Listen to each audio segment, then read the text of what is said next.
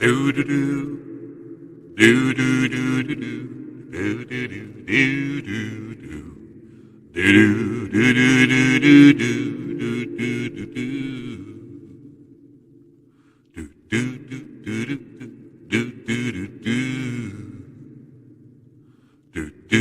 do do do. Spiritual sex and candy, yeah. Hey, Central Souls, welcome to Spiritual Sex and Candy. I'm Heather, your Shamanic Sweetener, and of course, we have my illustrious co host, JP Atkins, our Freedom Jedi. Hi, JP. Hello, everyone. Hi, Heather. It's so nice to see you. It's so nice to be seen. My dogs are going to be fighting this whole episode because Rupert decided to be in Frederick's spot. And you know that I'm not even allowed to put a pillow there. And he crawled in right as we were getting ready to go live. He crawled right in, laid right down, and was like, mine. So Frederick is going to, The boys are going to fight. you know, The boys are going to fight. We are on episode 31. Too real for color TV. What triggers you to numb? Our whew, favorite subject. let's talk numbing, baby. Let's talk numbing. Here is your trigger warning. We are a trigger. If you do not like the word fuck, if you don't want to hear about sex, drugs, all the fucking things, then we love you. Peace out, but we don't want your opinion about it. So don't come at us about what the fuck we say on our podcast. And we don't like unsolicited advice, just FYI. Also, we can always talk about, things always come up. We could talk about SA, we could talk about people pew-pewing or unaliving themselves, all of those things. So, just so you know, we are a trigger warning because you never know what's going to come up.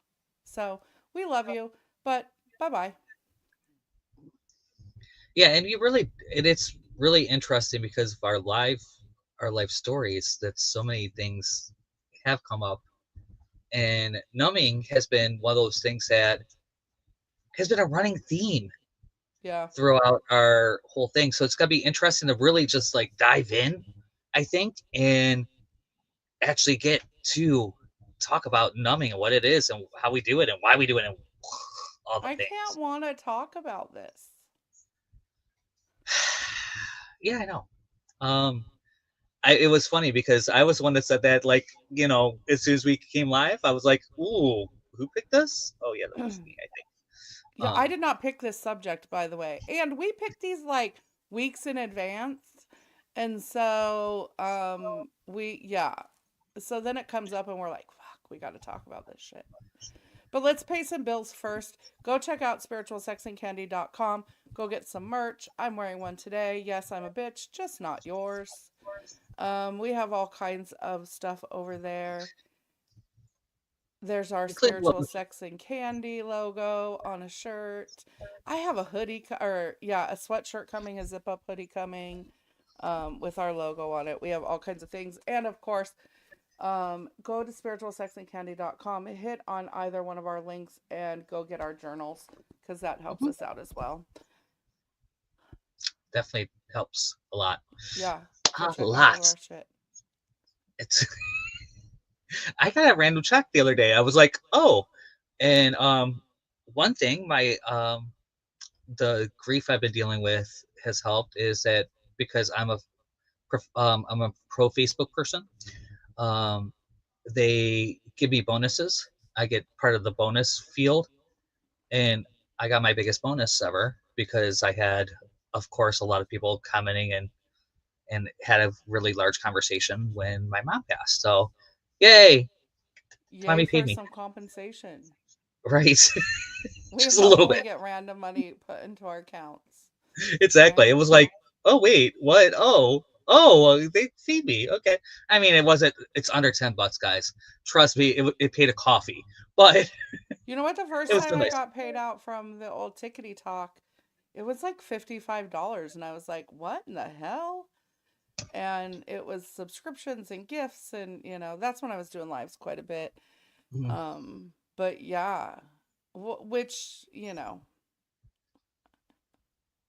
it's always I good to get random money, it is even really if it good to does get buy you a coffee. exactly. And Madison's always want to go get a coffee. You know, Yeah. I'm almost betting that she will come in and say, "Hey, let's have coffee tonight after she gets home." They're making boards tonight, and I did not want to Vision participate. boards. No, the memory boards for the Fultress Oh, party. oh, oh, those boards. Yeah. Yeah. Speaking of triggers and numbing, um, Triggers and numbing. Yes. let's So let's talk about what is numbing. First, let's talk about what's numbing. numbing is really just anything that you do to not feel what it is that you need to feel. Not feel, not deal with, not go. Guys, I've been an expert at this for the last 3 weeks.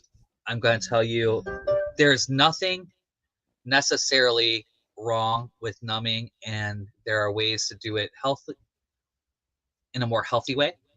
Um, and there's ways to do it in a non-healthy way. Sometimes you have to do that so that you can process all of it that you feel. So let's start there. My mom died, guys. I, I've been Well, we're dealing all with a lot of, human. yeah, we're human, and I'm human. I promise you, I am human. I am not a Yeah. robot. I think he's an alien sometimes, but that's a whole nother story. Maybe, but I still have a lot of human emotion, so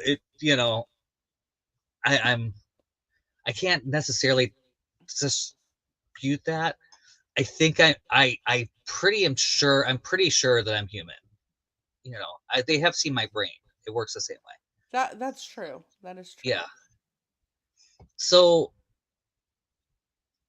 a lot of this comes down to what is it that you are doing to not feel, and it could be a lot of different things. And maybe it's not to not feel all the time, because I have to add to this, because for myself, it was feeling something different, even if it was for a little while. Because it wasn't necessarily that I didn't want to do, I just Sure. needed some sort of release and something different from what was going on in my life. Because I was the queen of numb. Like, yeah, all the things to numb. What are some things that we do to numb? Ooh, would you? Well, there's a ton of them. Would you like the ones I did this week, or do you want the ones I've done? Well, drugs, right? Drugs a big Yeah, one to numb. drugs are a huge one. Sex is a big one. Um, Social media, sitting on your reels, like just Why you gotta scrolling. call me out like that? How many reels did you get from me this week? Maybe not today. I've been really busy the last 3 days, but um, TV. I have done 4 full multi-season television shows since the 28th. Yeah. So, yeah, I mean, TV is huge. Um, Food. Food, yeah, food's a good one. Food, coffee, Yeah. exercise, Exercise definitely can be one. Because you could meditation, exercise to the extreme and it mhm, not be a good thing, right? and not be a good thing. Um, and it's not all. Again, there are healthier ways to deal with this and non-healthy ways to deal with this. Yeah. Numbing doesn't necessarily isn't always this huge bad. Sometimes we do need to feel something different. Sometimes we do need, going and seeing a movie, going and seeing people. Sometimes has been a way for me. Um, my companion definitely helped me with. We went and saw a movie. Yeah. just to get out of all the stuff, because I spent 2 days at my mom's house going Right. through things, and he was like, "What are you doing? Let's go." Yeah. Just to get me out of my to change the location and the thought pattern. Right. Yeah, because um I mean and that's a healthy thing to do, because when you live if you live in it all the time, you're not giving yourself a chance to even deal with it, if that makes sense. Cuz there are things that we go through that in the moment you don't have time to deal with it, but you definitely need a release. And I remember several years, um as much as I loved Colorado, there was a lot of stuff that happened while we lived there, and a lot of numbing going on while we were there. And it was I didn't there was so many things happening so often that um I didn't have time to process one issue before something else came up. And then, of course, in the midst of all of that, I decided that intense addiction therapy would be a great thing to do. I mean, I did it because of work, but at the end of the day, I stuck with it because I I needed to, attract a lot of things, and why I numbed, when I numbed, what I used, when I used, what was going on in my life during the time that I used. And talk about opening up every wound that there possibly was in me. And then I did a shit ton of drugs, and I didn't deal with it for almost a year. And lots of drugs, lots of alcohol, and a lot of sex in there for a while. Um, Sex off and on. That was probably the biggest release for me, though, Mm-hmm. because the drugs and alcohol always came with the side effect of the depression that came along with that. Mm-hmm. Of, I'm going Oh to hell have yeah. to stop this at some point and deal with what is really going on. And then I did. And of course, I was like a crazy fucking woman. I just stopped everything cold turkey: cigarettes, alcohol, cocaine, all at the same time. I And then did I gained 50 pounds because you quit all the things at the same time. because I quit all the things at the same time. Yeah. Yeah. And then I didn't move. Like, so that was the other part of it, was then I like created this bubble for myself that um was impenetrable, really, for about a year. I know that feeling. I do. Yeah. Um, Which is just another form of numbing, right? right. To cut yourself off from everything. Everything, everyone, because you can't deal with anyone else's um anything, Yep. anything. When I was in Philadelphia, I was dealing with loneliness and like separation anxiety, and I lived by myself for the first time ever. And they were worried about me first. They were worried that I was going to get suicidal. Actually, I don't think I would have in that moment. Yeah. Um, that's not where I was going, but I definitely did feel loneliness. And so they so they sent over Uncle Eye Candy, and that's my uncle's wife's brother. And he's he was yummy. He's built like a brick shit. He's still built like a brick shit house. Um, and he's like pushing 60. Um, perfect biker, the thin biker build with the long beard, the whole thing. You know, he was scrumptious. He really was. And so they had sent him over because we got along really well. Is why we got along really well.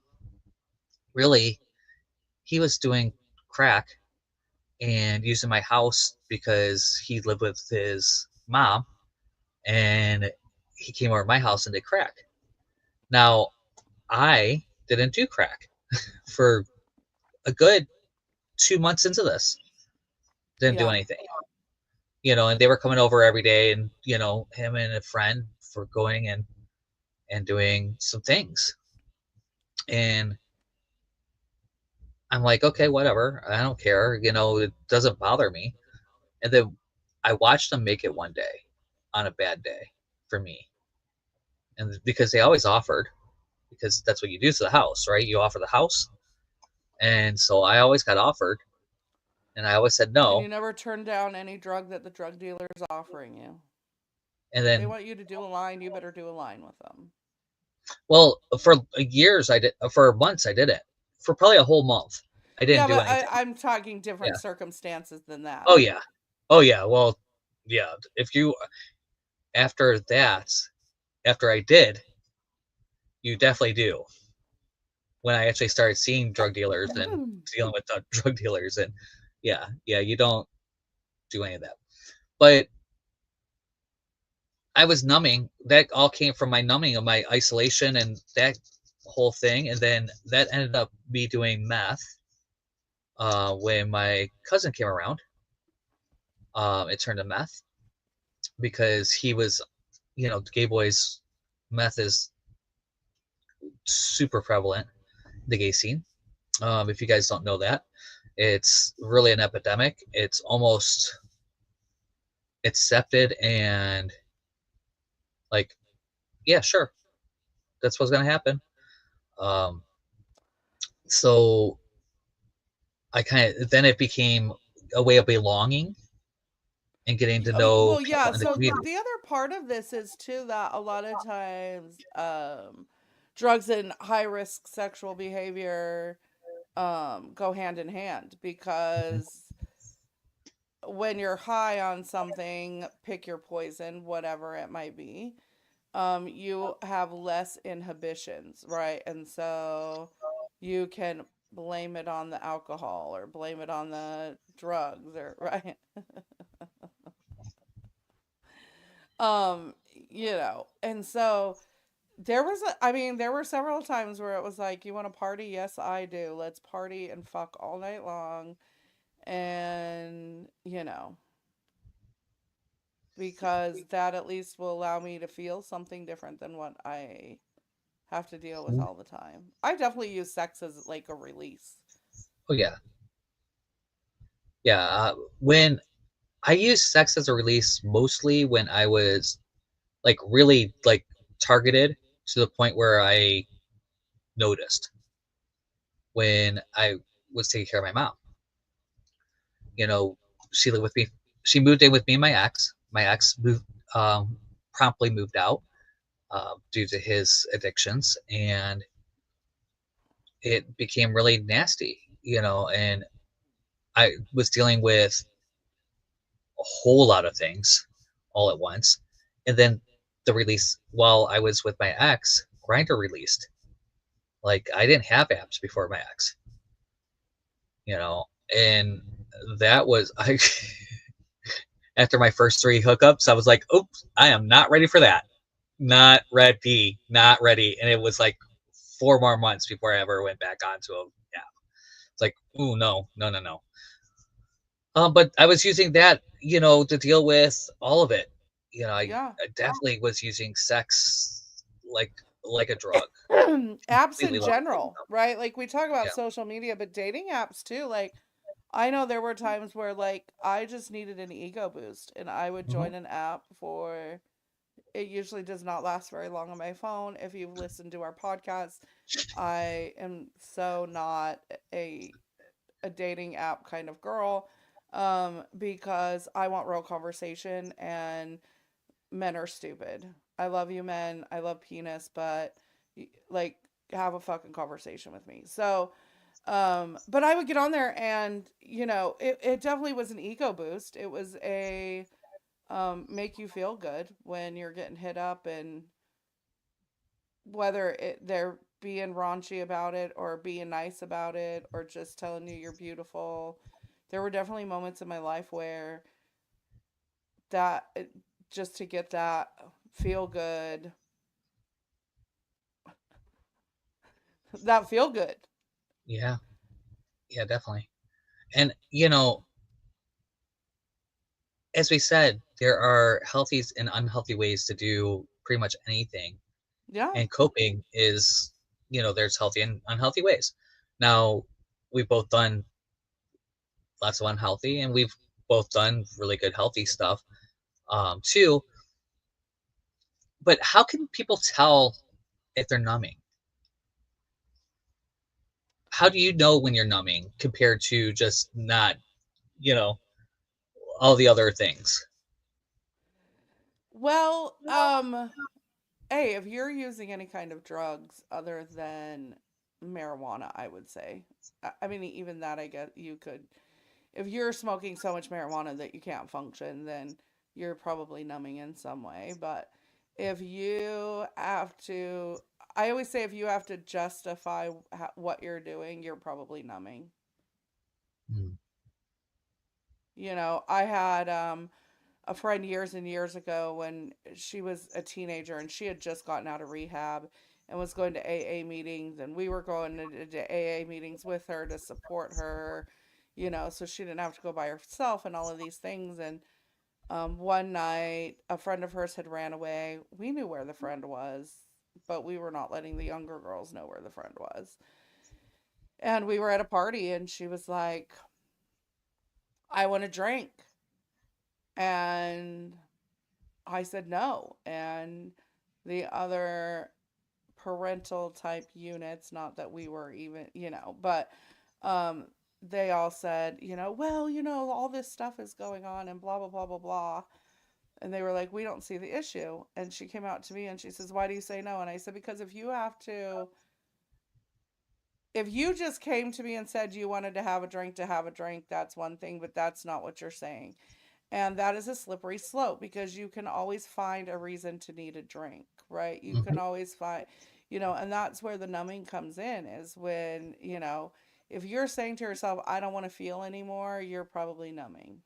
If it's something that if you're not actually feeling your emotions, you're numbing.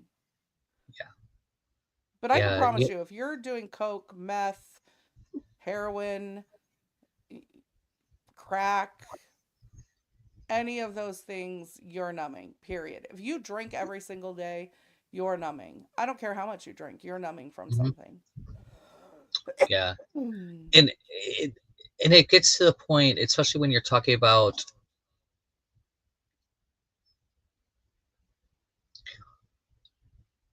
brain chemistry wise, Yeah. when all of this, all of your emotions, all those are brain chemicals, Yep. right?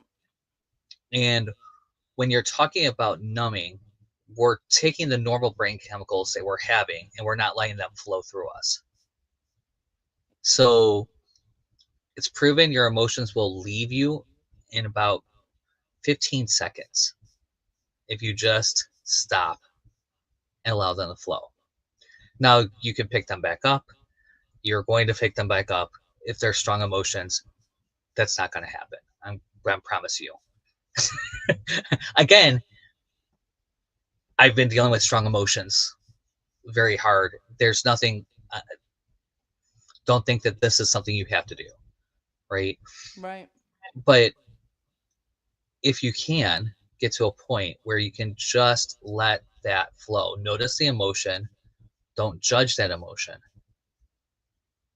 and let it flow through you through its natural course, then number one, it doesn't get stuck, what they call sascara. It doesn't get stuck in your body. You don't get cancers. You don't get the dis-ease from all that. Uh, Well, yes. Yes. So the energetic side of that is that when you do not deal with emotions and you carry them with you, you shove them down, they're going to manifest physically in some way. You're going to get sick, you're going to get cancer, you're going to have stomach issues, you're going to have bowel issues, um, blood pressure. There's so many, depending on what you're not dealing with, depends on how it manifests in the body. And stress is one of the, highest killers of, you know, stress cause disease in the body.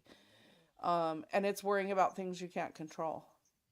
That's really Yeah. what stress is worrying about things that you can't control, right? Let's talk about triggers a little bit. Because we talk about numbing, but what causes us to numb? Whew. Um, Mine, a lot of times it is work will cause me to want to numb. Um, yeah, I'm not going to talk about that. Work causes me to numb. Strong emotions, obviously, I've been dealing with some strong emotions, so that's there. Um, Relationships, you know, could happen. It could be just the low dopamine cycles can make you want to numb. You can have, you know, a dopamine. So a lot of times, especially with the apps that we're so used to, the social media apps, we got such a dopamine cycle going that that low dopamine will make us want to numb by going onto an app Right? or something else. Um, yeah, Major I mean those events in are your life. major Something that has events. happened that is traumatic, a loss of a loved one. Um, let's see. It's Tuesday. No. It's a Tuesday, right? No, I was just having this discussion with one of my children, my bio daughter.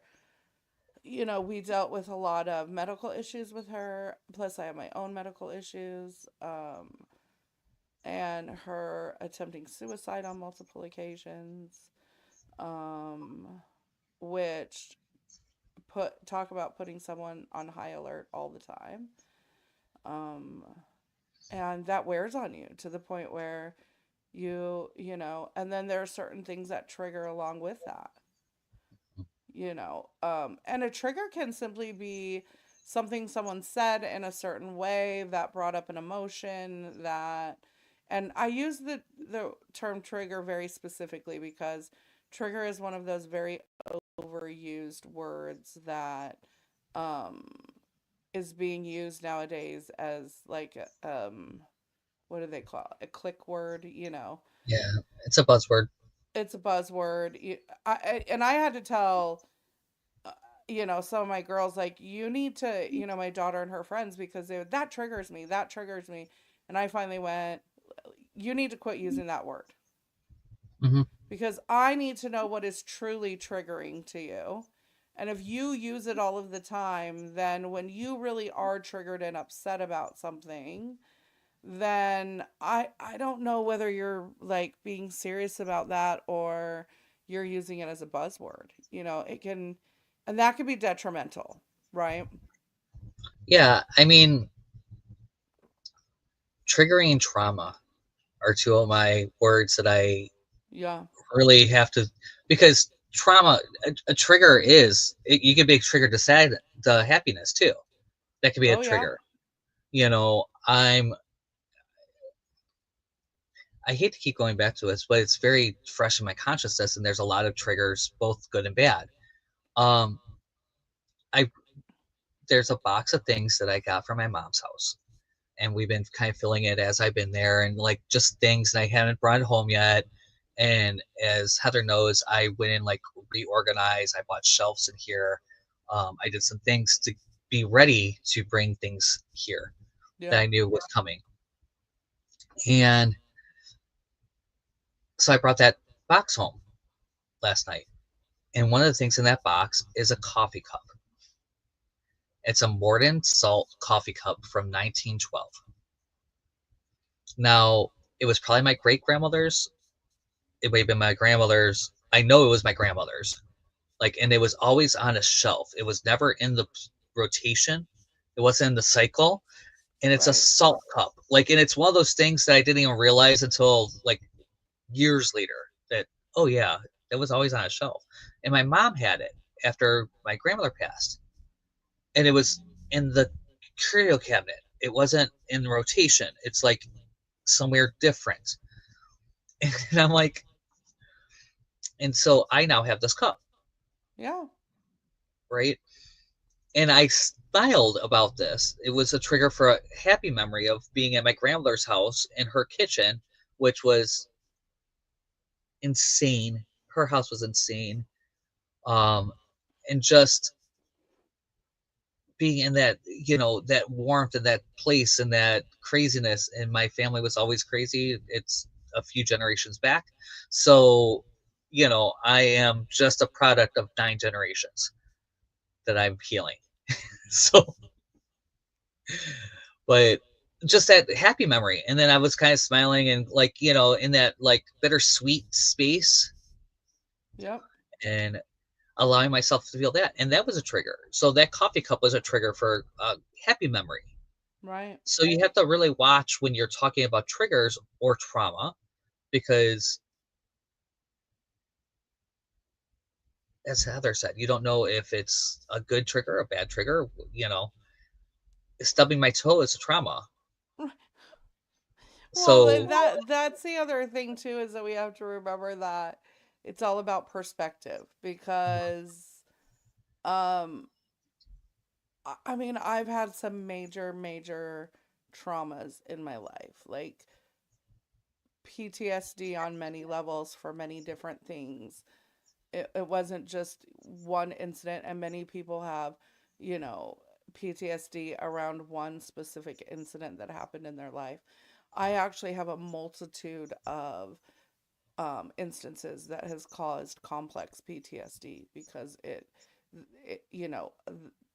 the amount of traumas that have happened. So for me, a trauma has to be something very like, I am not the same after this event happened. There is no going back after this event. There's no going back to the person I was prior to this event happening. that's a really good, I like that definition. A trauma is something that I am, there's no going back from Yeah. this event. That's Yeah. beautiful. Thank you. Yeah, and then there are things that people view as traumas. I know some people who have, um said things that were traumatic to them that was like a fucking Tuesday afternoon to me. And Right? we're not, And your I'm not experience is downing your anyone's experience. trauma. I don't like, Right. but there is definitely levels to trauma. Like, I think, and people's perspective on what that is.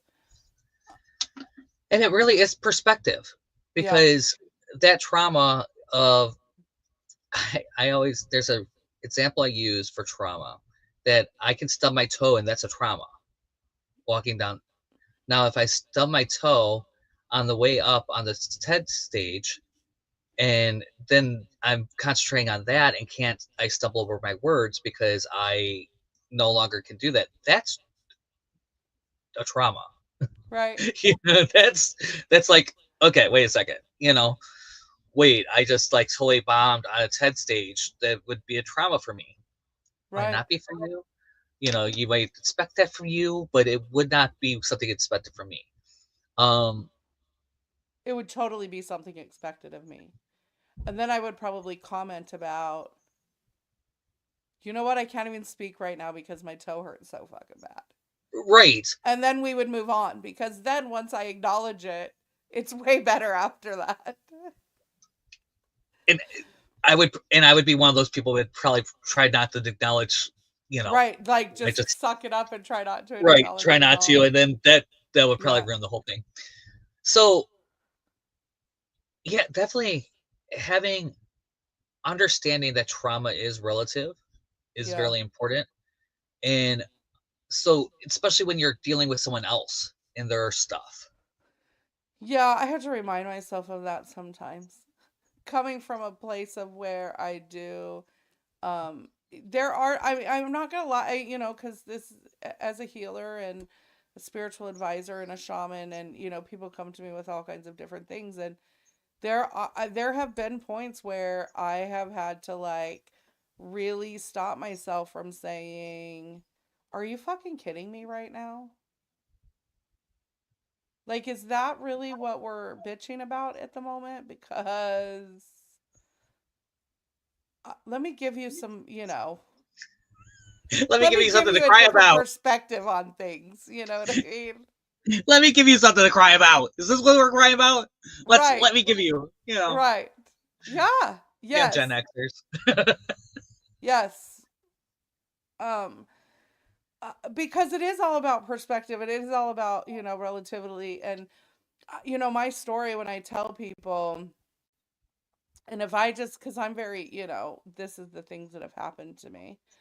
It's almost emotionless. It's, Mhm. um, some of it is still very surreal. Even when I do talk about it, I'm like, that really happened. And there are things that I talk about in private, about things that have happened that, I don't go into a lot of detail with. There's very few people that I've gone into great detail with, and stuff. And then people go, wow.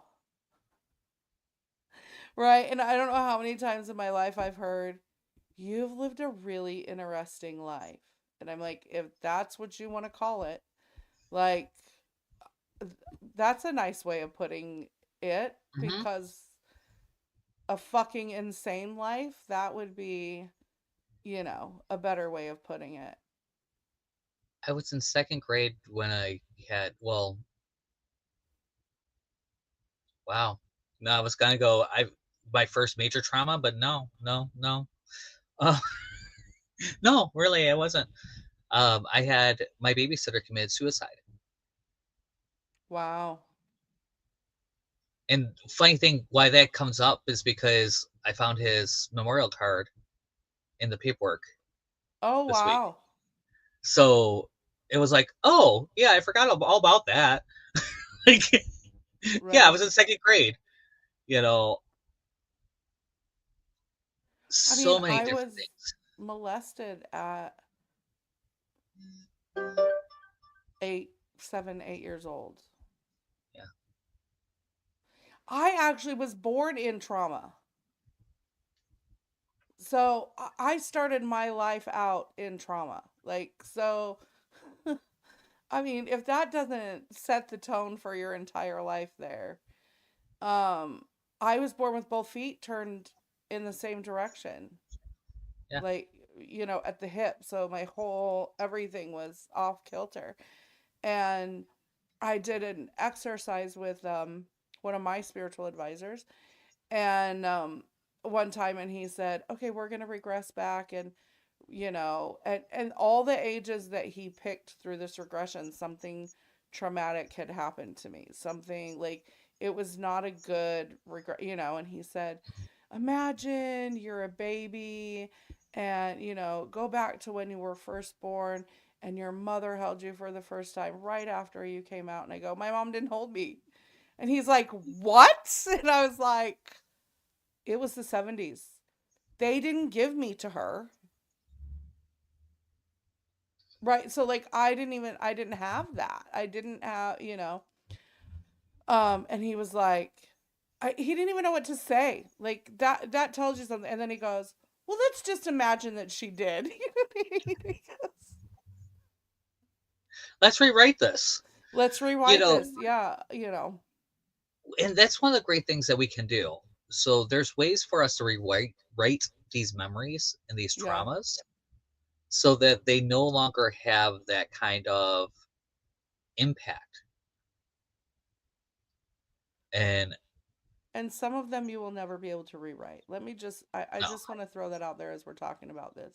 There are certain things that happen in your life that, no matter what you do, no matter how it comes about, there are certain life events that you're never going to be able to change the story around.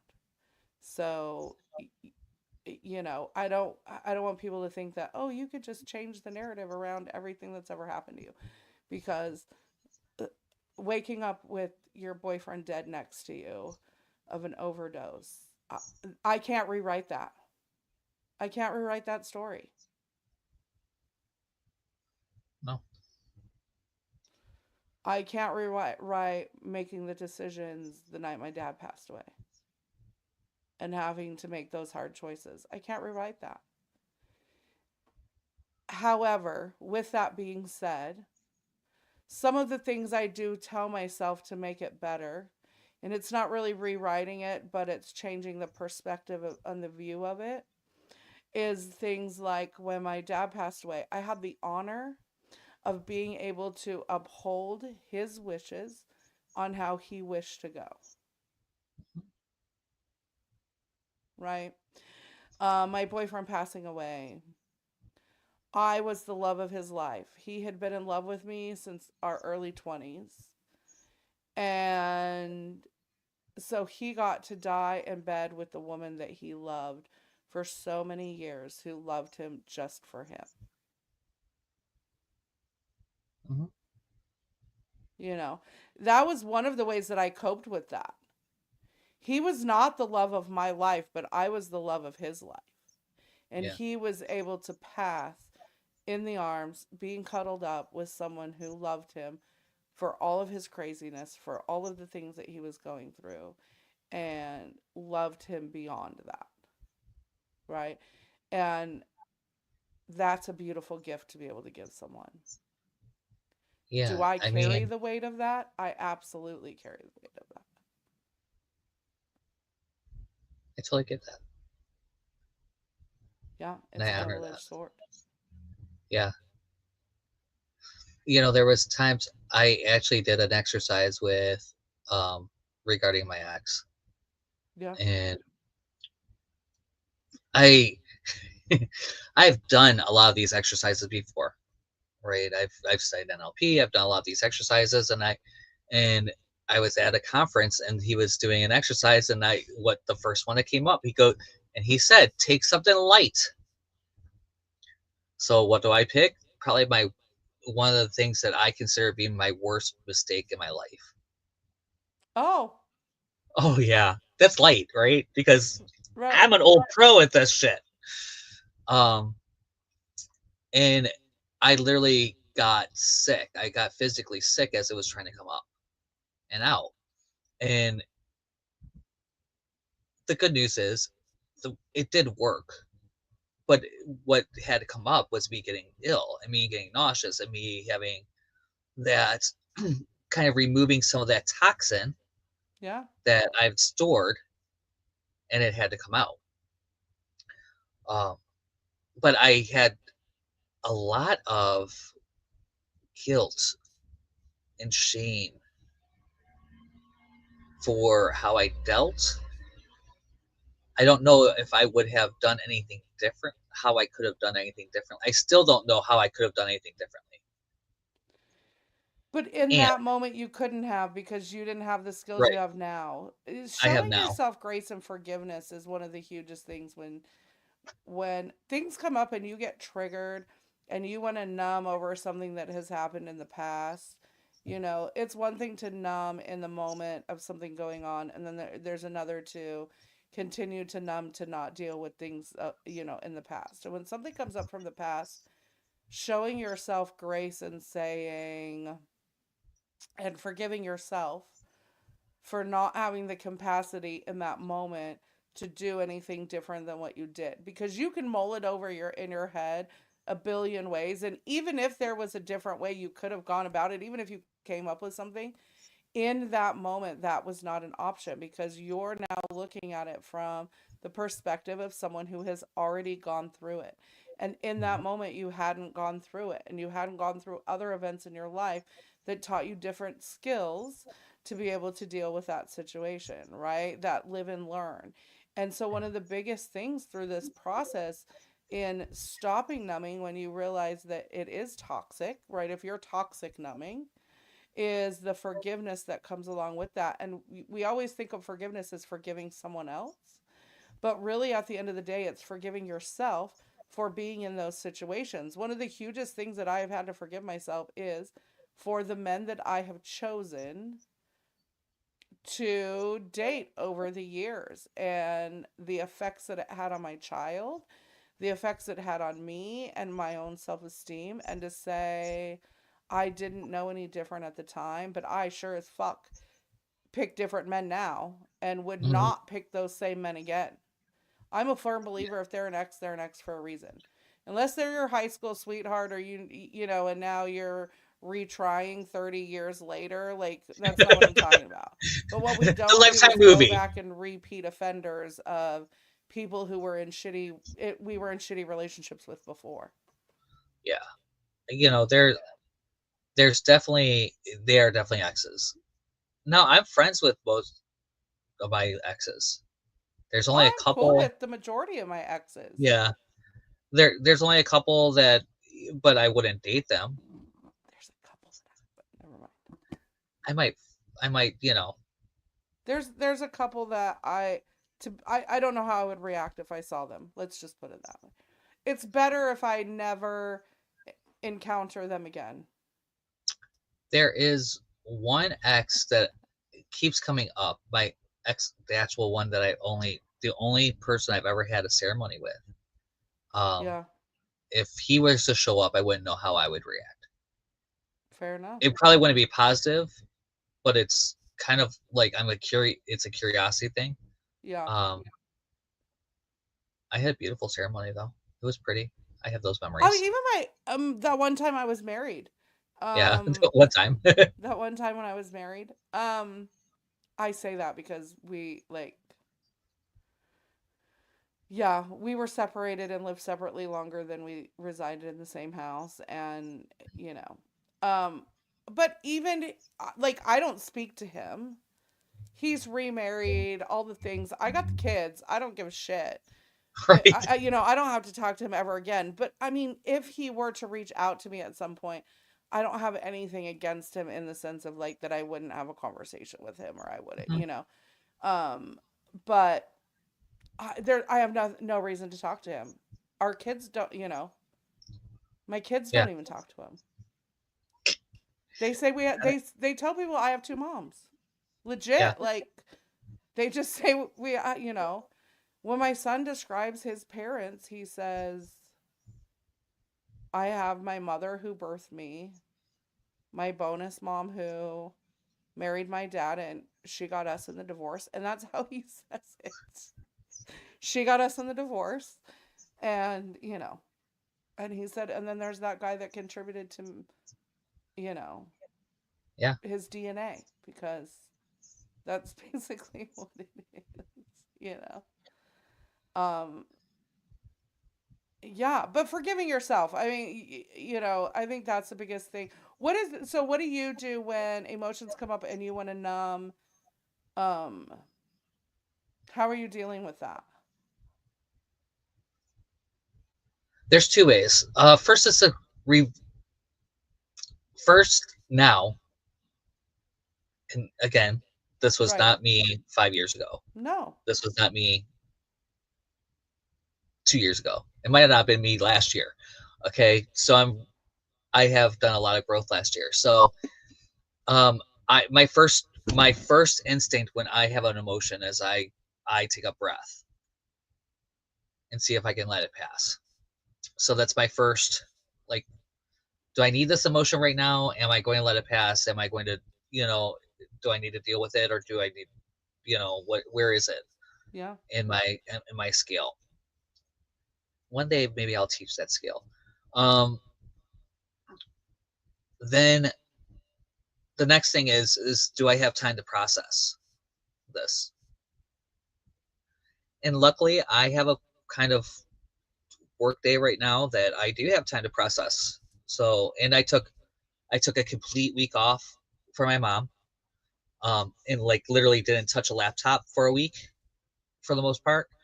Um, it was really weird for me because the laptop is part of my entertainment too. Right. So like I'm so on my laptop. So when I'm not on a laptop, it's like, whoa, wait a second. And I wasn't for a week. I just kind of like dealt and felt and dealt and let it go and let it flow and did the things I had to do and did all the, you know, um, I've said this before and I'll say it again. I think the Jewish have their tradition is beautiful around death. And that you take a week and just sit with yourself. And I pretty much try to do that, Yeah. um, so that I could have a space for myself to remember that I'm me too, and I still live. And so I still have to, there's things I have to do, and that I have a dream, and I have things that I'm working on.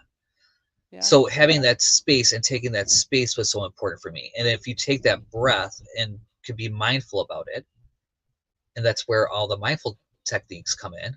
That meditation in the morning isn't for that meditation in the morning. It's for later on the day when you have to deal with Joe Schmo that wants to cut you off in traffic, or that person in the freaking grocery line that's being so stupid that you want to like punch them in the face. I may or may not have wanted that today. Um, so that's what I do. I really, the first instinct is, do I need to notice that I have an emotion? Yeah. Notice that. The second thing is, can I deal with this emotion right now? Or do I want to deal with it? Can I let it flow? Can I let it in? Can I deal with it? Or am I going to go and do something? Or what is it causing me to want to do? Yeah. Yeah. Right. Taking an evaluation of what, and if you can't deal with it now and you container it or whatever technique you use to not deal with it, shove it down, eat a burger or whatever it is. Have a bowl of ice cream, right? Whatever. Um, know that eventually you're going to have to allow yourself to deal with it, so you need to make time to deal with it, because that goes back to when you don't deal with it, it's going to manifest physically in some way, shape, or form. I have learned to, I don't numb anymore, um, which is interesting. I mean, social media might be the only thing, like, I take that back. Social media and TV. If I'm really having a hard time, but a lot of times that has to do with the amount of pain that I am more than my mental state. It's more my physical state, which can be a trigger as well, by the way. Just, having some coming from someone who has um, chronic pain all the time, and when you have several bad days in a row. Um, but actually allowing yourself to feel the feels and live through those and honor those in some way. This year it was really hard around Thanksgiving. My mom's birthday was on Thanksgiving. There was so many things around that just made me not a happy camper. And I really kind of withdraw from people when I get like that. And I'm like, I'm honoring how I feel. And then I do things to honor them, because usually if I want to numb, it's around my mom's birthday, my dad's birthday, their death dates, something around that. Um, and so then I honor them in some way as well, right? So that I'm not trying to numb through that time, but I actually allow myself to feel the feels and be okay with that. Be okay with being uncomfortable. So much of our lives are based around being comfortable, and there's so many studies that say that Yeah. that's one of the worst things that's happening for us, is that we Yeah. crave that comfort instead of doing the thing. Right. So we turn to comfort foods. We turn to, um, comfort TV. Like, I know people who have, and I'm neuro spicy, so I always have something on repeat on my TV 9 times out of 10. It's a show that I've already seen. I will put it on background noise, that sort of thing. But, um, so I mean, yes, there's different versions of that, Mhm. um, but also allowing yourself to feel the emotions and then being self aware enough that you don't get lost in those emotions either. That's huge. Not getting lost. keeping yourself in that space. Yeah. Yes. Getting the more you can spend in observer consciousness, the better that is. Yeah. Yes. Just notice. Right, because you have to, I might not feel good, but I get up every day, brush my teeth and wash my face and I put clean clothes on. Right? She has me on Finch too, guys. Uh, And It's fun. It's fun. It's it super works. fun. It It is. works, right? One of the things that I said for years and, that helped with depression was to get dressed every single day, right? Put clean clothes on every single day. If you do nothing else, put clean clothes on Mhm. because it will make you feel better. Take a shower once a week, twice a week.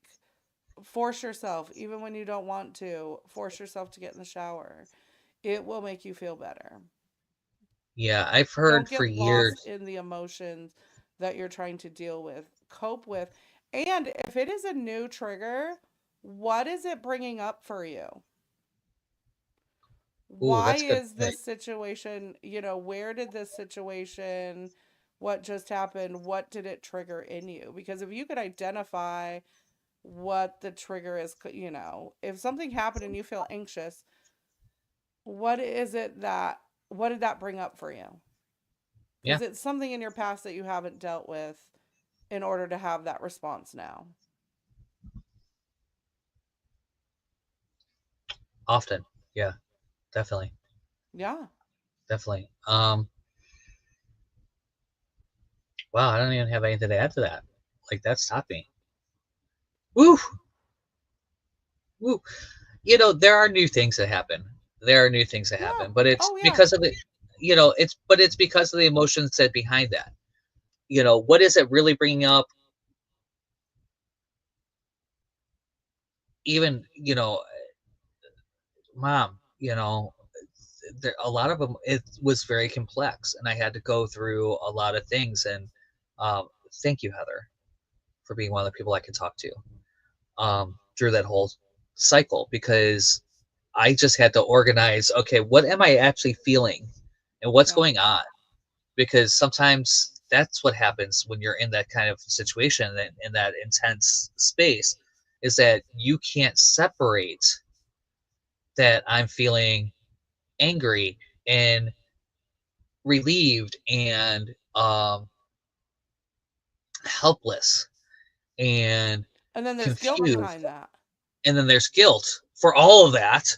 For all of that, right? Right. Like, yeah, one of the biggest things that I love to tell people, and since you brought it up, I want to bring it up before we finish up, because when you have someone in your life that has been sick for a very, very long time, we grieve them over and over and over again in their sickness, right?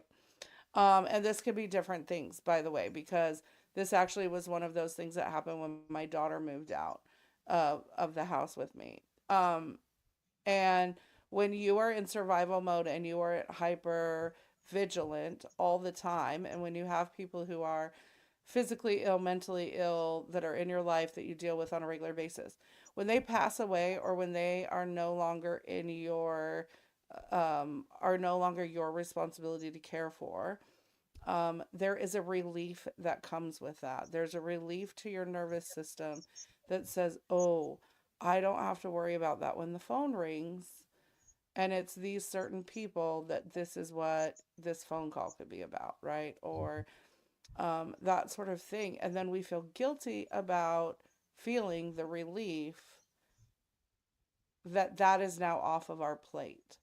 And it is perfectly normal and it is perfectly okay to have that feeling of relief when someone you know who has been ill for a very, very long time passes. Um, and or like and I've had that happen a couple of times in my life. But that was one of the things that when my daughter first moved out and we had no contact, and there was a lot of things that happened around that, and there was a huge sense of relief a couple days later that I'm not going to be the one to find her. I'm not going to be when those things fit in. And then I'm like, that's a fucking shitty ass thing to think. And I'm like, no, it's a real human thing to feel that way. And Yeah. so to be able to feel that without guilt is so important. Yes, definitely.